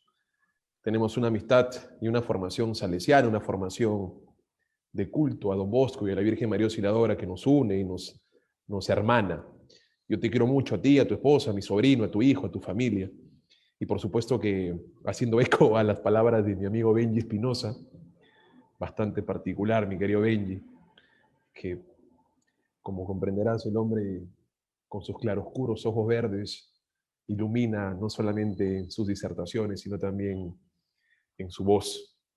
Así que mi amigo Benji, si me ves, si no te has ido, te agradezco porque es la primera vez que no me has quitado tiempo. Usualmente le dan 15 o 20 minutos y se toma 3 horas. Y a quien le corresponde hablar 2 minutos es a mí. Así que muchísimas gracias, Benji, porque esta vez respetaste el tiempo. Gracias por anunciar mi nuevo look, que en realidad es el de siempre. Gracias nuevamente, cerrando el paréntesis de la comicidad, que a veces siempre es bueno en estas horas, sobre todo de bastante trajín. Jorge, te felicito porque el CAE es lo que es por ti. Tienes un grupo de seres humanos a tu alrededor, definidos, bien formados, jóvenes. No es fácil formar jóvenes. La educación es muy importante porque lo que tú dices, lo dice él. Y si tú lo dices mal, él replica ese error. Entonces hay una cadena de información sincera, una cadena de información veraz, una cadena de información madura que tenemos que señalar. No podemos abrir la boca sin primero enlazar el seso con la lengua, con la boca. Entonces, la formación que tú haces es muy buena, hermano. Yo te felicito porque tienes muchos discípulos. El CAE es lo que es por ti. Y estoy muy orgulloso de estar aquí contigo y, por supuesto, con José Herrera. Por supuesto, con mi gran amiga Virginia Naval, a quien califico como una de las 3 penalistas jóvenes más importantes de este país. Académicas y en el litigio, porque a Virginia se le conoce en el lado académico. Se le está conociendo en el lado del litigio, pero yo la conozco en el lado académico y en el lado del litigio. Virginia ha ganado como estudiante concursos de litigio representando a nuestra patria y asume grandes casos de importantes empresas en el estudio en donde ella labora y se ha posicionado. Así que te felicito, Virginia, eres para mí una de las mejores abogadas en la academia y una de las mejores abogadas en el litigio nacional. La respuesta es bastante interesante, mi querido Jorge. El artículo 297 profesa la institución de la suspensión preventiva de derechos. Yo voy a abordar en clave de discusión algunos temas vinculados a ello, pero antes permítanme dar lectura para tener un contexto de lo que el legislador desea en cuanto a la regulación del artículo 297. Y dice lo siguiente: el juez, a pedido del fiscal, podrá dictar las medidas de suspensión preventiva de derechos. Bien. Numeral 2. Para imponer esta medida se requiere: a. Suficientes elementos probatorios de la comisión de un delito que vincula al imputado como autor o partícipe del mismo. Suficientes elementos. b. Peligro concreto de que el imputado, en atención a las específicas modalidades y circunstancias del hecho por sus condiciones personales, obstaculizará la averiguación de la verdad o cometerá delitos de la misma clase de aquel por el que se procede. Acá hay una primera discusión, y es que la figura de la suspensión preventiva de derechos es, en buena cuenta, estimado Jorge, una suerte de constitución híbrida que ha regulado el Estatuto Procesal Penal, por cuanto configura una medida cautelar personal que procura la obstaculización de la actividad probatoria o el peligro probatorio de forma más concreta, pero además es una medida preventiva destinada a evitar la reiteración delictiva en el desarrollo de la investigación o del proceso. Entonces, esa es una primera discusión. ¿Realmente es tan solo una medida cautelar? ¿Es tan solo una medida preventiva o constituye un híbrido? En la propuesta del legislador, equívocamente constituye un híbrido. Propone, de un lado, la evitación de la actividad probatoria, esto es, de los dos tipos de peligros que acoge nuestra legislación, peligro de fuga y peligro probatorio. La suspensión preventiva de derechos se decanta en esencia sobre el segundo de estos, sobre el peligro probatorio y las manifestaciones obstruccionistas que regula el artículo 270. Porque, en efecto, para una lectura sistémica de esta institución en cuanto al peligro probatorio como medida cautelar, la lectura no tiene que ser aislada, sino una lectura sistémica y conjunta entre el 297, numeral 2, así también como el artículo 270 del Código Procesal Penal. Es una primera discusión. Una segunda es respecto al estándar probatorio requerido para solicitar una suspensión preventiva de derechos. Del texto se aprecia, en efecto, una interpretación claramente visible. Dice que para imponer estas medidas se requieren suficientes elementos probatorios que vinculen al autor con el hecho. El legislador pudo haber regulado la misma frase o el mismo estándar de sospecha graves y fundados elementos de convicción como la regula en el caso de la prisión preventiva, pero no. El legislador ha utilizado otro estándar, el de sospecha suficiente. Suficientes elementos probatorios. Entonces, la problemática radica en el estándar para pedir una suspensión preventiva de derechos y la tesis que yo acojo honestamente es que se trata de una sospecha suficiente. En el estándar de sospechas por el que transita la investigación, la sospecha suficiente está, digamos que en un tercer nivel. Diligencias preliminares se inicia con una sospecha simple. Si queremos formalizar una investigación preparatoria, estamos frente a una sospecha reveladora. Si queremos continuar la investigación preparatoria adoptando ciertas medidas híbridas, cautelares y preventivas, se requiere una sospecha suficiente. De hecho, para acusar y para emitir un auto de enjuiciamiento, esto es, el estándar para ir a una etapa intermedia y para dar inicio a un juicio oral, es el estándar de sospecha suficiente. Y el estándar de sospecha fuerte y grave, por supuesto, para la emisión de una prisión preventiva. Entonces, en esta perspectiva de los juegos de las sospechas, nos encontramos en el tercer estadio de la sospecha suficiente. Esto supone, estimado Jorge, estimados amigos y amigas que nos acompañan, de que en mi perspectiva, si se va a solicitar una suspensión preventiva de derechos, haciendo eco a lo que sostiene, por ejemplo, autores como Gonzalo del Río Labarte, la sospecha suficiente está por encima, bien, de una solicitud o un requerimiento de comparecencia con restricciones. Y la razón es bastante sencilla, porque en la suspensión preventiva de derechos no afectas la libertad personal, porque de eso se encarga la prisión preventiva y las otras medidas cautelares. La suspensión preventiva te quita, te priva de un cargo, de un trabajo. El juez deja de ser juez, el fiscal deja de ser fiscal, el árbitro deja de ser árbitro. Yo defiendo a Humberto Abanto Verástegui en el denominado caso de los árbitros y efectivamente ahí se ha solicitado una suspensión preventiva de derechos y se le ha privado transitoriamente, mientras dure la investigación, de su condición de árbitro. Entonces, no le privas el derecho, pero sí le privas el patrimonio, porque efectivamente, al privarle un cargo, al privarle un oficio, le estás privando otros conceptos vinculados al solo derecho al trabajo, como también el derecho al libre desarrollo del derecho a la personalidad. Si yo quiero ser abogado, pero en el ejercicio de ser árbitro, no litigo, no soy docente, sino únicamente soy árbitro, me privas el derecho, además del trabajo, del derecho al libre desarrollo de la personalidad. Y me privas el derecho al patrimonio, además del derecho al honor, por supuesto, porque el mensaje es, te privo del cargo porque eres un casi delincuente. Te privo del cargo porque eres un delincuente. Si es que educamos mediáticamente el concepto de sospecha a nuestra sociedad. Te privo del cargo porque estás investigado. Y te privo del cargo además porque evito, privándote del cargo, la reiteración delictiva.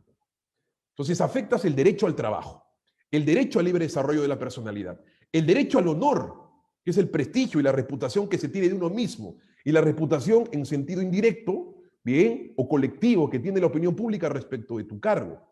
Y además el derecho a la propiedad, porque al privarte de un cargo dejas de percibir, dejas de ser remunerado, dejas de recibir honorarios. Entonces, es fundamentalmente importante hacer este análisis de la privación de la suspensión preventiva de derechos y los consecuentes derechos que se afectan de forma esencial, para hacer un análisis no solamente de proporcionalidad respecto a la necesidad de privar un cargo o buscar otras alternativas menos lesivas, sino principalmente para un análisis del estándar de sospecha.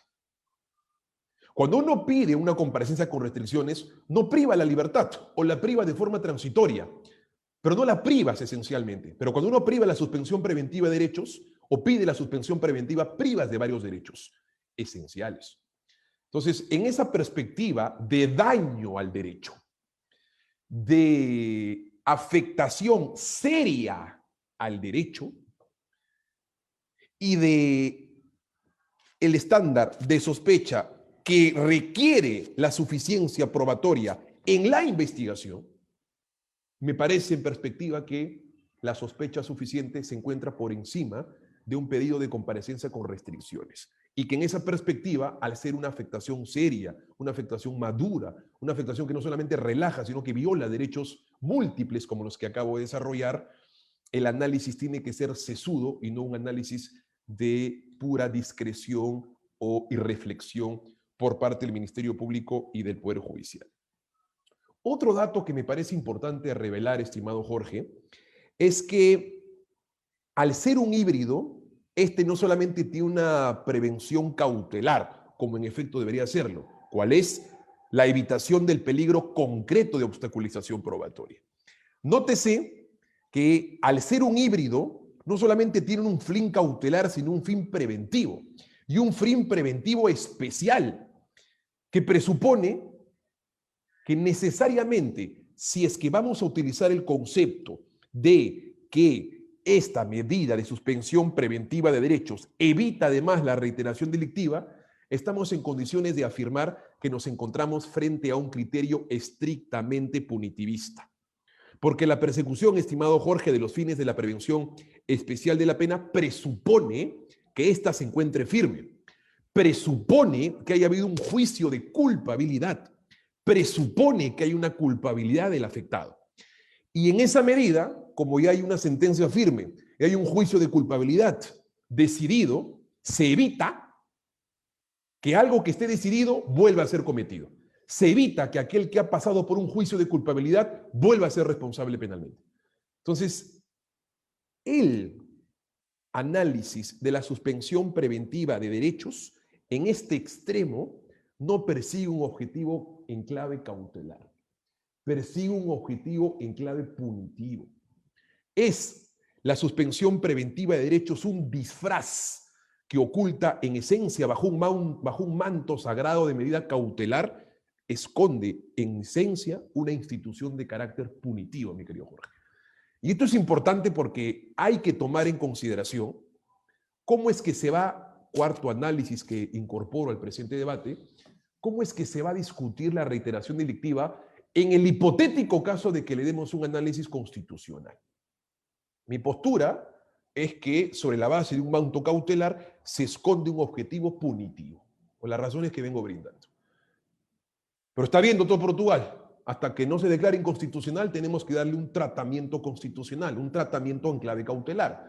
Entonces, la cuarta propuesta que yo hago es que necesariamente para que se utilice la reiteración delictiva de una persona que no ha sido sentenciada, de una persona que no tiene un juicio de culpabilidad afectada y que se encuentra sometido a un estándar de investigación, necesariamente el análisis de la reiteración delictiva tiene que estar vinculada, bien, a los actos objetivos de obstaculización probatoria, que también es un requisito de la suspensión preventiva de derechos. No es un dato menor, Jorge, de que el legislador, a diferencia de la regulación del 268 que regula la prisión preventiva, haya señalado peligro concreto. Fíjate en el numeral B del numeral 2 de la suspensión preventiva, dice peligro concreto. Entonces, me parece que de alguna forma este concepto concreto exige, bien, y evita un relajamiento en la interpretación que se le tenga que dar a la reiteración delictiva de forma suelta, de forma autónoma, de forma sistémica, y que necesariamente para tratarla como en esencia es según el título cuarto dentro de las medidas cautelares, tratarla en esa clave, tratarla en esa nomenclatura, tratarla en esa perspectiva cautelar, solamente podrá ser calificada como cautelar y mantener la vigencia si es que esta reiteración delictiva tiene un tratamiento constitucional conjuntamente con el peligro probatorio concreto. A partir del caso.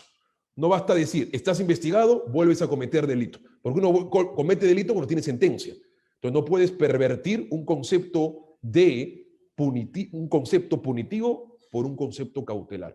La única forma constitucionalmente viable, en mi perspectiva, para darle una lectura que salva la vigencia de este requisito de reiteración delictiva dentro de una institución cautelar, es que el análisis necesariamente sea sistémico y vinculado a datos exteriores de peligro probatorio que haya realizado el investigado en el caso en particular. Si es que no hay este peligro probatorio, en el caso en particular, el análisis de la reiteración delictiva se relaja y cobra una menor importancia. Es la única forma, ¿bien?, de hacer un análisis constitucional y de mantener la perspectiva cautelar de esta institución, que encierra, en mi concepto, un fin punitivista dentro de esta naturaleza cautelar. Así que esas son las perspectivas que, por supuesto, generan bastante debate, generan clases y horas y hasta libros sobre esto, pero que me parece hemos abordado 4 temáticas muy puntuales. La primera, respecto a si es que, en efecto, la suspensión preventiva, en modo de conclusión, es una medida cautelar o es una medida punitiva. En la regulación actual es una medida híbrida. 2, el estándar probatorio requiere preventiva de derechos. En mi posición es un estándar de suficiencia, es un estándar de sospecha suficiente. Estamos en la tercera nómina de los 4 estándares que la casación 626-2013 Moquegua o el acuerdo plenario 1-2019 ha dado respecto a cómo tratar en los niveles de sospecha en las diferentes medidas en donde transita una investigación. 3, bien, el análisis respecto a una lectura sistémica y no aislada de la reiteración delictiva en clave de analizarla con el peligro probatorio para solamente así darle una legitimidad constitucional a esta medida que esconde un criterio, en mi concepto, punitivista. Y 4, un análisis proporcional que se debe hacer en este rubro, en el análisis de proporcionalidad de la medida, a partir de la exigencia del estándar de la sospecha, a partir de un concepto punitivista y a partir principalmente de un ejercicio de versus, Jorge, entre la suspensión preventiva y los derechos al trabajo, al libre desarrollo de la personalidad, al prestigio, al honor y por supuesto al patrimonio. Imagínate, Jorge, tú que eres el joven, en mi concepto, el joven árbitro más importante de este país. Te privan el ser árbitro, te privan. Imaginemos que no te dedicaras al litigio. No te dedicas al litigio. Imaginemos que no te dedicas a la docencia. Te dedicas al litigio y a la docencia. Pero te privan del litigio y la docencia. Y te privan de ser árbitro. O en el hipotético caso, para serlo más sincero, no te dedicas solo a ser árbitro y nada más que ello. ¿Cuál es tu rol social como abogado en el ejercicio profesional si no estás en condiciones de poder desarrollarte profesionalmente porque así tu derecho a libre desarrollo de la personalidad lo exigió y lo definió? Tu calzado de ser árbitro, no litigante y no docente, en ese hipotético caso. Te privan de ser árbitro. ¿Qué otra medida menos lesiva tienes? Ninguna. Entonces el análisis debe ser muy sesudo, el análisis debe ser bastante inteligente en clave cautelar y en clave constitucional. Y no solamente un análisis desde la perspectiva del estatuto procesal, porque acá hay juegos y contrapresos bastante riesgosos y con consecuencias nefastas para el profesional. Muchísimas gracias, Jorge. He tratado de identificar 4 problemáticas de las 6 que existen en esta suspensión preventiva de derechos, pero con el propósito de que el oyente pueda formarse un juicio personal a partir de esta nómina de problemáticas y descubra, desmenuce, desempolve el código y le haya una solución bastante importante. Muchas gracias, Juan Carlos, por, en principio, las palabras, la ponencia y es recíproco la amistad y todo lo que bien has expresado hacia mi persona y hacia CAE. Bien, siempre el tiempo es nuestro peor enemigo y ya para concluir, nos gustaría escuchar las palabras también de Virginia, del doctor José Herrera y también tus palabras sobre las conclusiones de este evento y les pediría brevemente ya para cerrar las reflexiones finales en aras de mejorar este tema de los delitos contra la administración pública y sobre todo dar seguridad jurídica no solamente a los ciudadanos, sino también a los funcionarios que a veces, por el temor a ser denunciados, por el temor de ser perseguidos penalmente, no toman decisiones. Tienen miedo, se vuelven excesivamente formalistas para tomar una decisión que a veces, para lograr una finalidad pública, se tiene que realizar.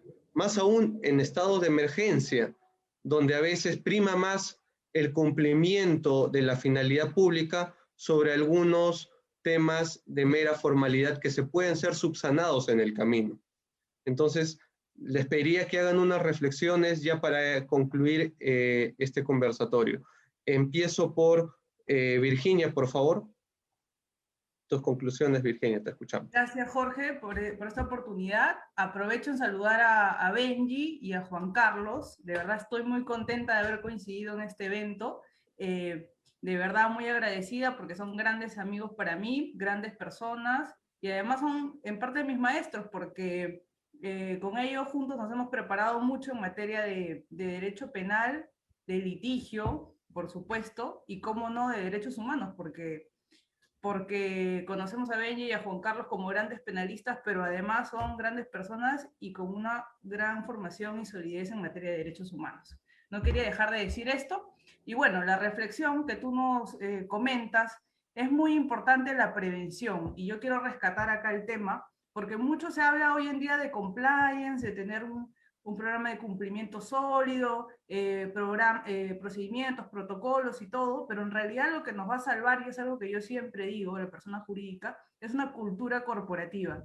Si una persona jurídica no tiene una cultura para prevenir el delito, y más aún en estas situaciones de la actual pandemia que hace que se flexibilicen todos los procedimientos, es muy difícil que si una persona natural comete un delito, pueda resultar o se pueda eximir de responsabilidad penal. Eso por un lado, y en segundo lado, tiene que haber un consenso de los órganos jurisdiccionales para no abusar de la sanción a la persona jurídica, para no criminalizarla y para no exponerla innecesariamente, porque considero yo que esto es un abuso. El exponer a la persona jurídica, muchas veces para los medios o para generar sensacionalismo, ¿no? Debe seguirse el debido proceso y cumplirse con los presupuestos que son muy estrictos, y ya lo ha dicho la Corte Suprema en el acuerdo plenario, y bueno, eso es todo, querido Jorge, muchas gracias. Muchas gracias, Virginia, y desde aquí te agradecemos, y me uno a las palabras de Benji. Portugal, sin duda eres una promesa y creo el presente y futuro de una de las mejores penalistas de nuestro país, así que siempre será un gusto que nos acompañes en los eventos que vamos a organizar. Bien, doctor José, le pediría también las conclusiones finales, por favor. Gracias, Jorge. Sí, en el tema que hemos tenido bien a poder exponer, en el marco de la regulación creada por la COVID-19, por el gobierno nacional en virtud de la pandemia desatada por la COVID-19, y sobre el desarrollo de los procedimientos de contratación pública, a los efectos que se mitiguen los actos de corrupción ya explicados en cuanto al marco estadístico, y asimismo también respecto de qué acciones se podrían adoptar y con ello poder mitigar dichos efectos de corrupción, de presunta corrupción, sujeto a un proceso futuro, bien administrativo, de carácter penal. Consideramos que la transparentación de la data es importante, es fundamental, para que con ello se pueda ejercer el debido control ciudadano. Tenemos la data actualmente al respecto de cuántos procedimientos de contratación pública existen bajo la causal de situación de emergencia, ¿verdad? Esa data nos da el Portal Nacional de Datos Abiertos.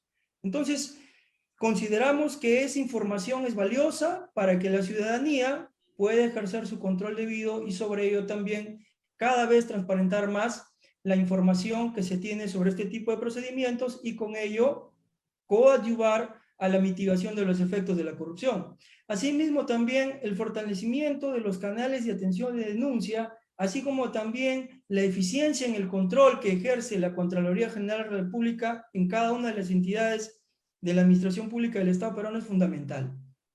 A los efectos de que, conforme a ello, cada vez aquel marco de actos de indagación vía denuncia pues puedan ser efectivizados sobre todo de manera oportuna y ir separando la paja del trigo en el entendido de que si es que existe un acto de indagación que sea meritorio de que pueda hacerse continuar en un proceso correspondiente, bien sea en un proceso administrativo sancionador o en uno penal, tendrá que seguirse. Y aquellos que no, pues definitivamente no tendrían por qué continuar. Y asimismo también lo que corresponde a la intensiva capacitación del operador de la administración pública del Estado peruano es básica para poder cada vez más aquellos procedimientos como los que hemos tenido mención en comentar, correspondientes a los de situación de emergencia, sean cada vez más eficientemente llevados, implementados y con ello también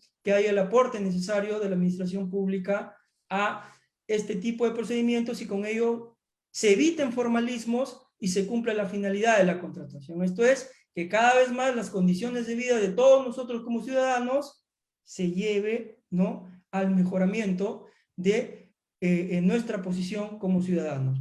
Bien, eso es todo. Agradezco por la invitación, mi estimado Jorge, y será hasta una nueva oportunidad. Muchas gracias, doctor José. Sin duda, escucharlo y para mí siempre ha sido un placer y para todos, sin duda, habrá ya nuevas oportunidades para seguir conversando de un tema que tanto nos apasiona como es la contratación pública. Y bien, para cerrar, doctor Juan Carlos, lo escuchamos, por favor. Muchas gracias. A ver, una respuesta, un mea culpa y 3 reflexiones. Una respuesta en cuanto a las generosas palabras de Virginia.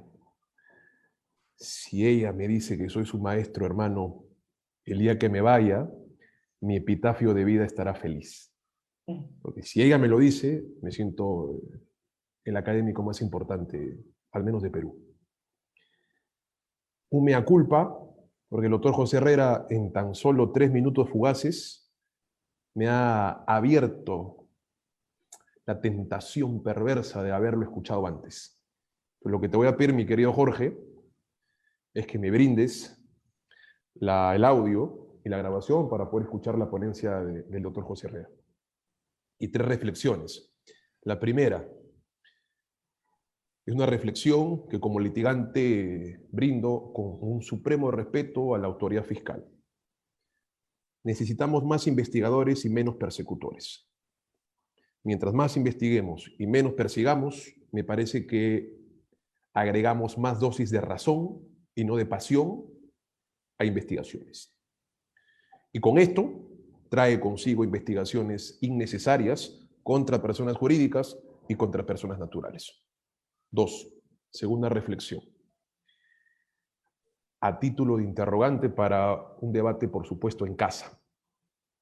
No es posible utilizar la suspensión preventiva de derechos sin la necesidad de la reiteración delictiva, en algunos casos contra magistrados, fiscales o funcionarios estatales, de los cuales se presume o se repute que su sola condición, que su sola posición puede peligrar una investigación. Aprovechas tu condición de juez, bacán, pues, prívalo en el cargo, con el cual reduces la expectativa de privar la libertad. ¿No es verdad? Si con el cargo del fiscal, abusando de tu cargo, tienes dominio, tienes contactos, tienes negocios, tienes formas de relacionarte, le privas el cargo y tienes la misma finalidad constitucional. ¿A qué voy con esta reflexión? Hay que hacer un análisis bastante importante en la perspectiva constitucional en clave cautelar de la suspensión preventiva de derechos, teniendo en consideración siempre el rol social del profesional al que se le va a privar la suspensión preventiva de derechos, al que se le va a privar el cargo o la labor.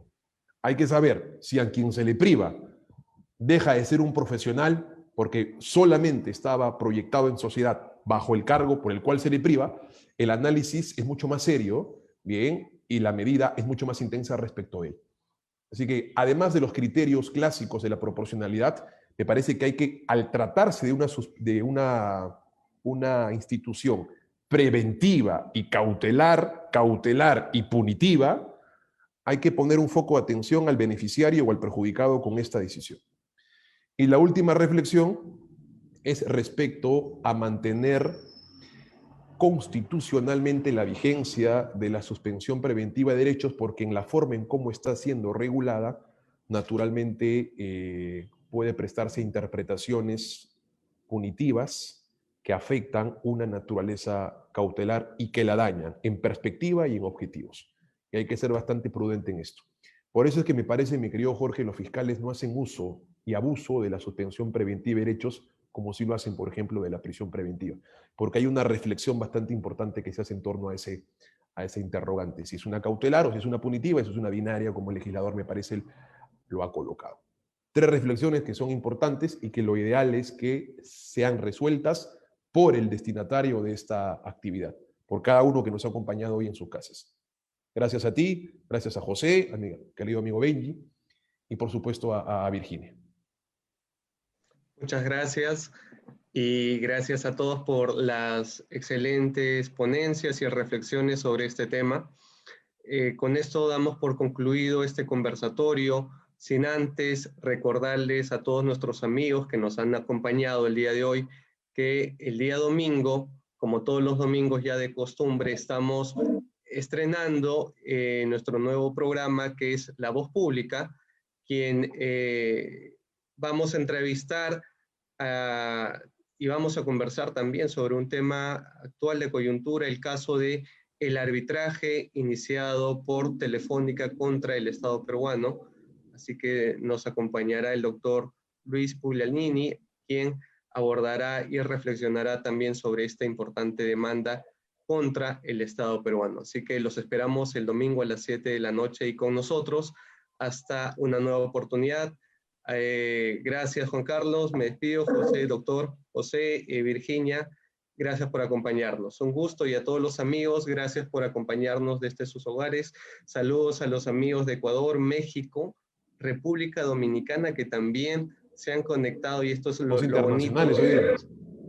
Sí, esto es lo bonito de esta pandemia, digamos, que nos deja unirnos en simultáneo, no solamente con diferentes ciudades del Perú, sino también a través de otros países. Gracias a todos y que tengan buenas noches. Gracias, Cuídense. Jorge. Con eso, doctor Herrera. Virginia, nos vemos. Un honor. Nos vemos. Cuídense. Chao. Chao.